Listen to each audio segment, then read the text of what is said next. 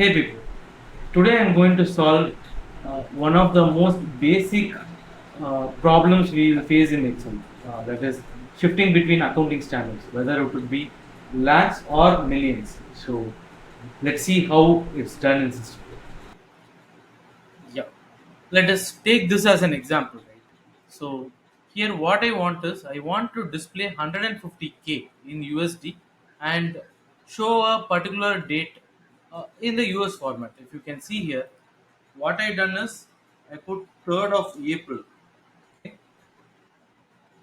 What happened is that as soon as I type 3rd of April, it is taking the Indian format. Let's say 0304 and 2022. This is what it is showing. But what I want to show is that month, date, and year format. And the same way I want to show it as 150 key instead of 1,50,000. Right?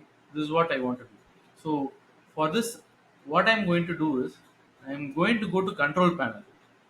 So in my control panel, I have various options. I'm going to select something called as a date and time. So when I click date and time, what I get is this particular window wherein my date is displayed and the time is displayed. So I'm going to go and click the option change date and time. So I get one more window here.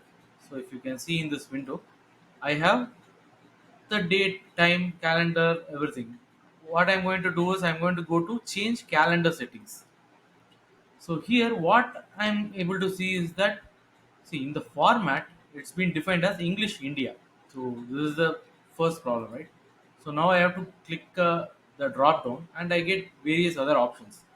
Now I'm gonna go select English United States.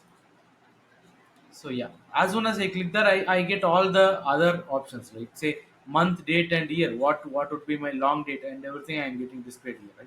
So I'm going to go apply and click OK. Okay, okay. I'm going to close this control panel for now. Yeah. As soon as I click the apply, if you can see here, the currency is displayed as 150k instead of 1,50,000, right?